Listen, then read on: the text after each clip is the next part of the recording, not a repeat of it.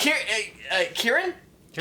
Kieran is our executive director. That's like a CEO like style position. He's getting a lot of credit. Yeah, well, that's because. But, I mean, he's produced multiple episodes at this point. Yeah, that's true. Yes. Everybody's going to be producing more episodes because there's a loop happening.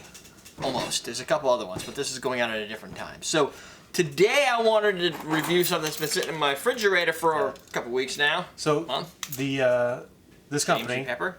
The James E. Pepper company, which is owned by James E. No. There's shit. I can't remember. Do you need this? I thought you opened it. They sent us 3 things. This is the third. It's the could have been the first, but it's in the third. Georgetown one. Trading Company. That's what so if you look 1776, you're gonna find the review. And they also sent us the Powwow Botanical Rye, which was really cool. Which we also drank up here. You pour. I already failed, so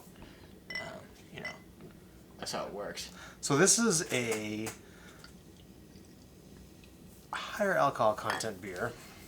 This is a 10.4% alcohol beer. I was trying to go for something I know you were. It's an American brown. It's a oak aged American brown. My goal was let's not do a spirit review this time. Let's go easy on it. Aged in rye whiskey barrels. Okay. So it comes in the bomber, the big old pint bottle here. Yeah, just like that. The label's not just paper. I mean, it's repelling water, which is kind of cool. I love labels that repel water. Yeah, because it's quality. Yeah, I like to peel them off myself. I like the look of it too. It goes with the look of the bottle. It has like a root beer look to it, like the way it was fizzing up and everything. Yeah. I just didn't imagine it doesn't have a very thick head. It smells like beer Guinness. though. It's got but Guinness is a really big head. I guess it does, but it's dark like Guinness. It smells like Guinness actually. It has like a very dark. Does not taste like Guinness. Malty. Very malty. I like this. Chocolatey.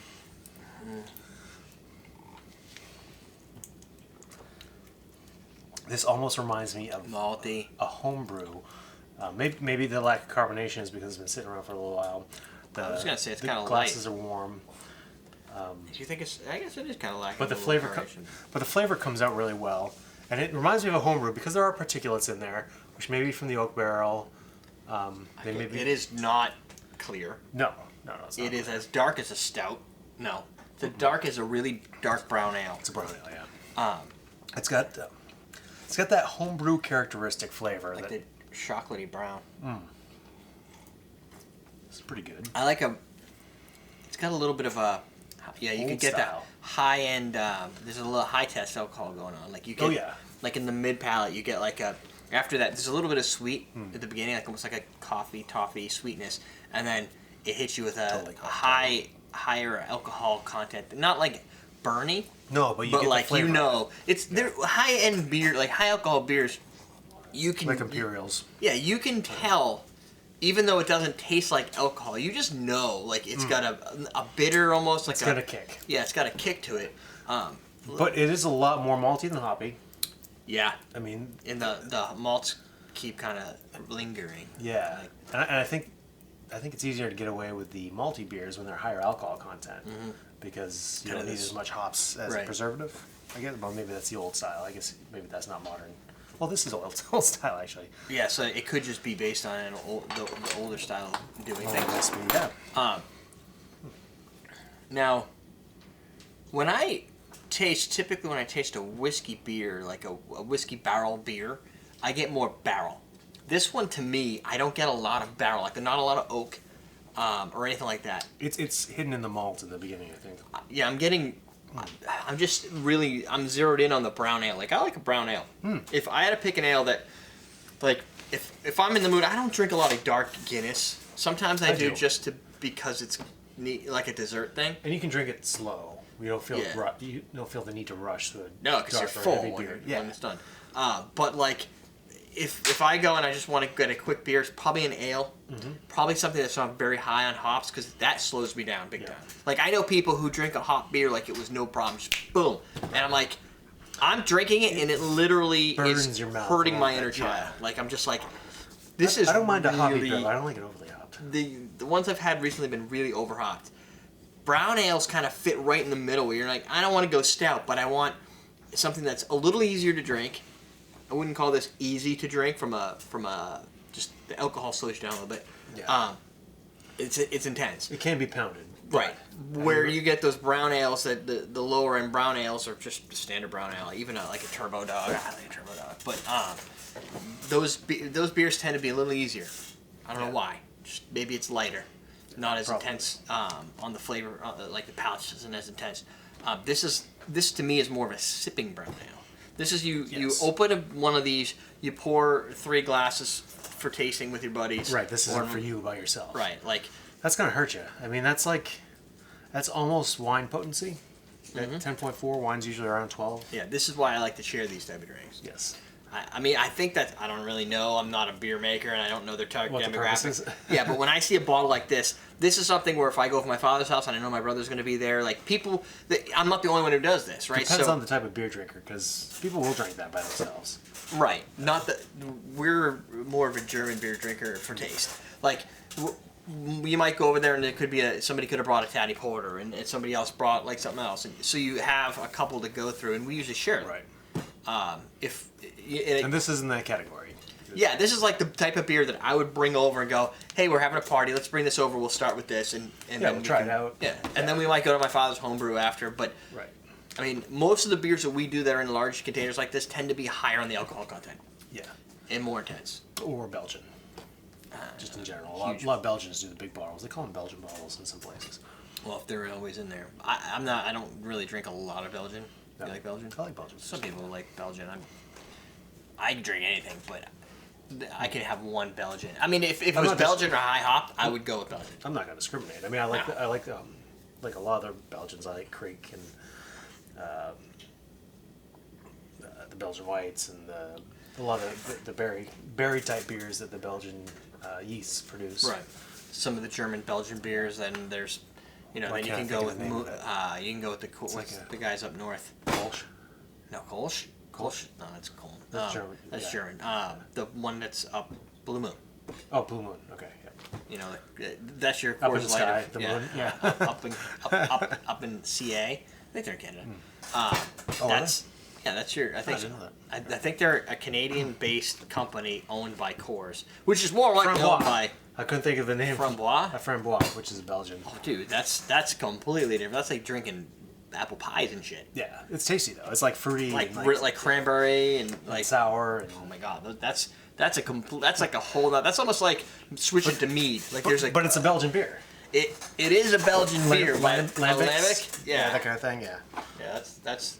They're good. They're just. I look at those more like a dessert. This I could totally crack open to start the car, like loosen up.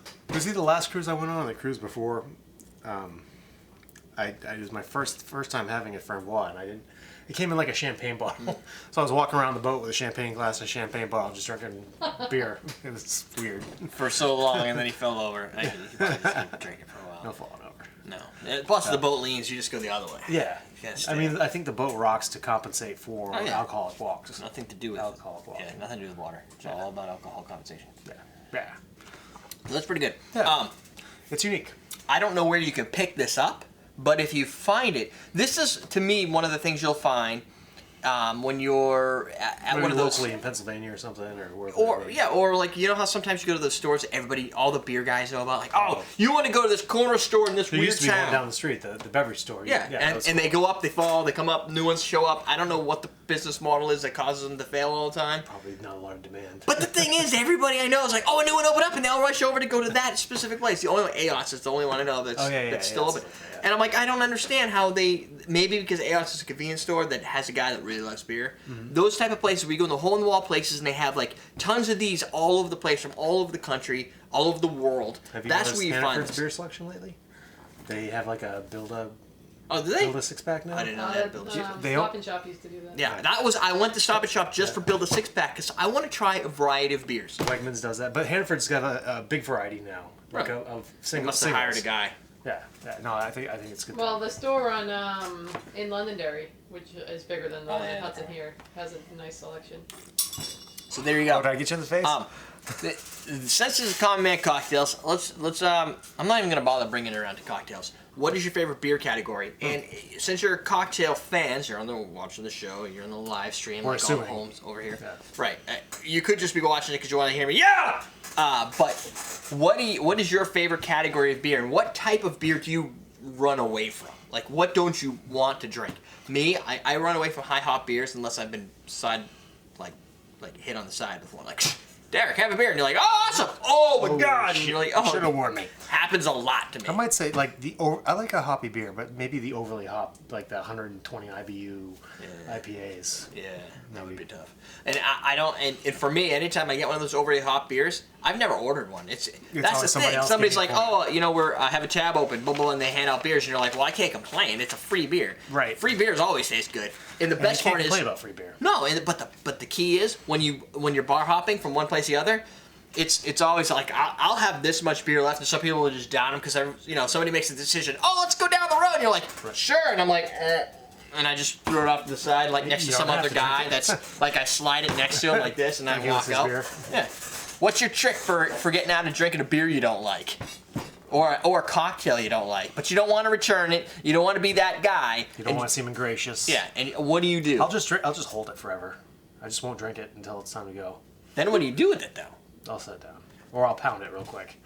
Yeah, see, that's the Doug style too. He's like, oh, this is awful. Oh. I'm like, dude, you're consuming something in your hole that you don't like. Yeah, well, I want to get rid of it. It gets it out of the way so you can get your next drink, if that's a concern.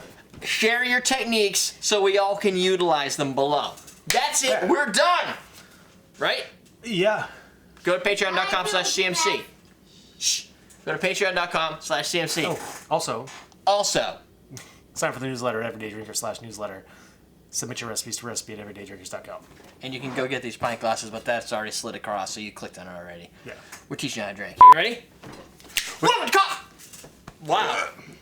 That all, he's been sitting there. Just hanging out, and now all of a sudden he's like, hold on, something's happening, it's erupting. Good, do it before it's supposed to be good for you, though. Yeah, dude. Urinary tract. Your urinary tract is going to be awesome. It is smiling at me right now. Right. So this is, what is the brand of this? Is that an Omega? Omega. This is a $600-ish, that's probably enough. Juicer.